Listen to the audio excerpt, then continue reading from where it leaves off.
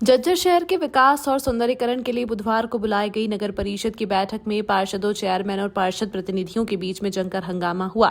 काफी देर तक सभी में तू मैं होती रही। आखिरकार काफी देर तक चले हंगामे के शांत होने के बाद ही बैठक में रखे गए एजेंडे को पास किया गया। बैठक में हंगामा उस समय शुरू हुआ जब नगर परिषद चेयरमैन जिले सिंह सैनी ने बैठक को कवर करने आए मीडिया प्रतिनिधियों को बैठक से बाहर जाने के लिए कहा।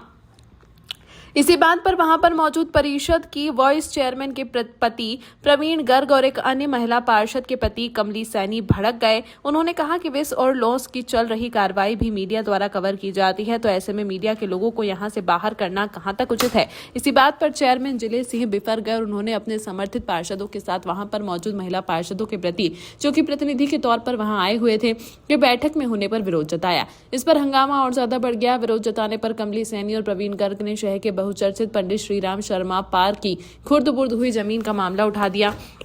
उन्होंने एक तरह से चेयरमैन को संदेह के गठघेरे में खड़ा करते हुए कहा कि चेयरमैन जिले सिंह सैनी का इस बात का जवाब देना चाहिए कि इसी विवादित जमीन को लीज पर परिषद की तरफ से लेने के लिए वह स्वयं कैसे चले गए थे, जबकि एक तरह से हाउस का काम था। इस एजेंडे को भी बैठक में रखा जाना चाहिए था, लेकिन ऐसा नहीं हुआ। इससे साबित होता है कि कहीं न कहीं चेयरमैन की भूमिका भी इस मामले में संदिग्ध है। काफी देर तक इस मामले को लेकर हंगामा होता रहा। पार्षद टेकचंद गुर्जर सहित अन्य पार्षद भी कहीं न कहीं बोर्ड की इस बैठक में असंतुष्ट की भूमिका अदा करते हुए नजर आए।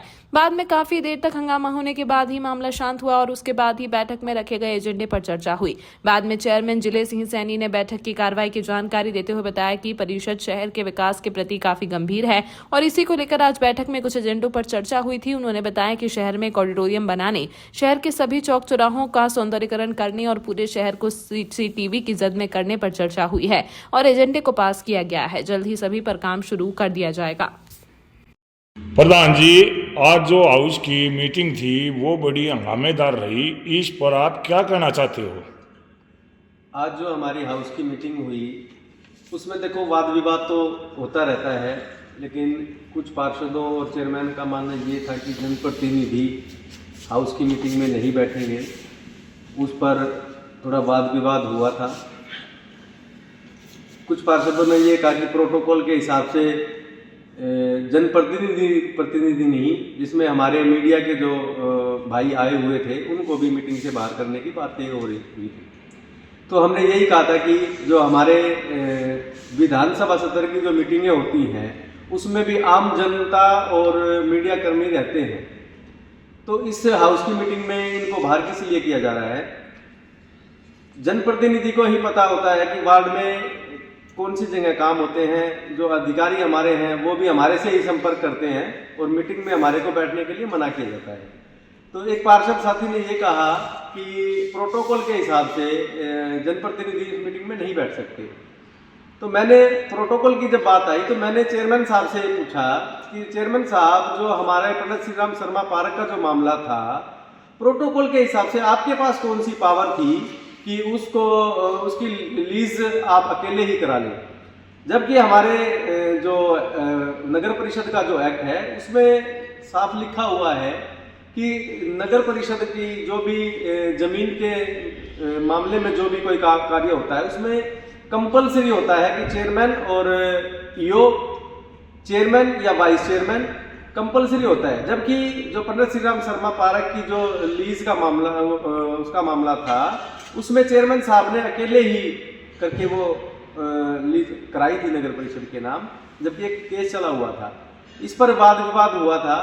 तो चेयरमैन साहब ने भी, वाइस चेयरमैन साहब ने भी एक बात कही थी कि जो भी हमारे नगर परिषद के जो केस चले हुए हैं, जब मामला बिगड़ जाता है तो हाउस को पता लगता है।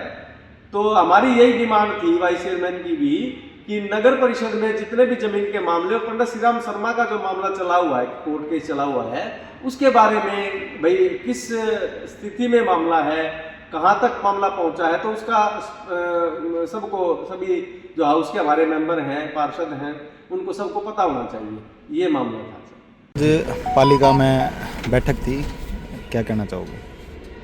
देखिए, आज नगर परिषद में हमारी साधारण बैठक थी। उसमें कुछ विशेष एजेंडे थे जो हाउस में रखे गए और वो सभी सर्वसम्मति से पास हुए, पूरे शहर के विकास के लिए कार्य थे, किसी को कोई एतराज़ नहीं।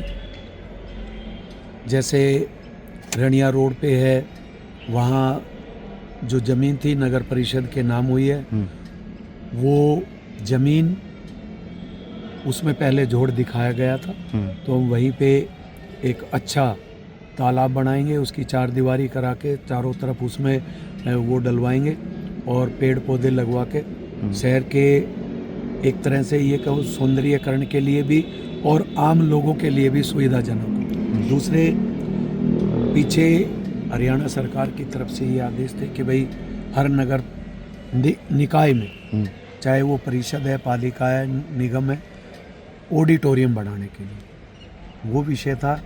दूसरे, पूरे शहर में देखो ये, अब जैसे आपने भी देखा कि कुछ पार्षदों ने बताया कि जी ये पहले भी चर्चाएं होती रही है, लेकिन पूरे शहर में कैमरे लगाने के लिए वो हम जल्दी से जल्दी आज हाउस में सभी ने सहमति जताई और उस विषय पे जल्दी से जल्दी टेंडर लगा के काम होंगे। कुछ कोई बजट भी निर्धारित है इसमें सीसीटीवी कैमरे का? देखो, बजट सीसीटीवी कैमरे का बजट कितना है, लेकिन उसमें क्या होगा कि जैसे लोकेशन देखी जाएंगी तो उसमें कितने कैमरे लगेंगे, उसके हिसाब से थोड़ा बहुत कम बत्ती होगा तो वो हाउस में सुझाव आया कि वो कर लेंगे। कोशिश है कि सारे शहर में कैमरे लगे। दूसरे, कुछ चौक है हमारे, क्योंकि कई चौकों पे भीड़ बहुत ज़्यादा है, युवा बच्चे हैं, गाड़ी या और क्रॉसिंग में रास्ता जाम हो जाता है, तो वहाँ ट्रैफिक लाइट की भी विशेष वो रखी गई है, ट्रैफिक लाइट लगाएंगे।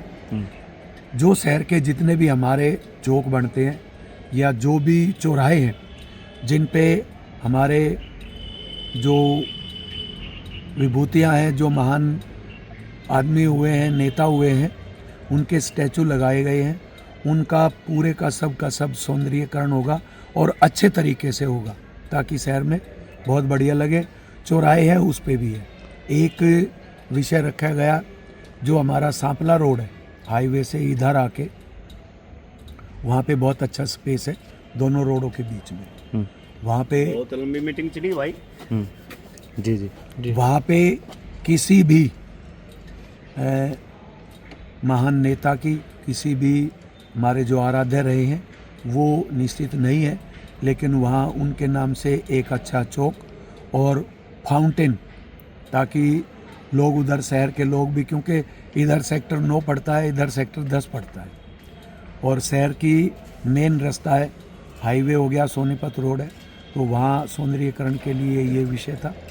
इसको भी सबको, जो भी और भी एक दो विषय थे, सबको सर्वसम्मति से पास किया। हाउस टैक्स करोड़ों रुपए का बकाया बता रहे हैं। देखो, मेरी जैसे बात बिल्डिंग सुनो। है, सरकारी बिल्डिंग नहीं, पार्षदों ने विषय उठाया, बहुत अच्छा है जी। लेकिन हम खुद प्रयास कर रहे हैं और 2-2, 3-3 बार जिनके पास बड़े बड़े हाउस टैक्स, चाहे वो हॉस्पिटल हैं, चाहे वो प्राइवेट स्कूल हैं, चाहे और भी कोई संस्थाएं हैं, पेट्रोल पंप हैं, जो भी हैं, उनको हमने 2-2 बार नोटिस भिजवा दिया है। और बस स्टैंड के पास भी, बस स्टैंड जो रोडवेज है उनके तरफ भी हाउस टैक्स बकाया। आगे की कार्रवाई क्या रहेगी? आगामी कार्रवाई यही है कि 2 नोटिस दे दिए, अगर टैक्स जमा नहीं होता तो जो भी नियमानुसार कार्रवाई होगी वो निश्चित रूप से। किस तरह की कार्रवाई बनती है सर? कार्रवाई नगर परिषद यही कर सकती है भाई, उनको सीलिंग करने का काम कर सकती है नगर। तो कब तक सील हो सकते हैं? देखो, अभी नोटिस लास्ट टाइम 2-4 दिन हुए हैं दिए, एक नोटिस पहले दे दिया था, हो सकता है टैक्स जमा करा दें तो आगे की कार्रवाई की जरूरत नहीं है, नहीं तो फिर जो भी विषय होगा उस पर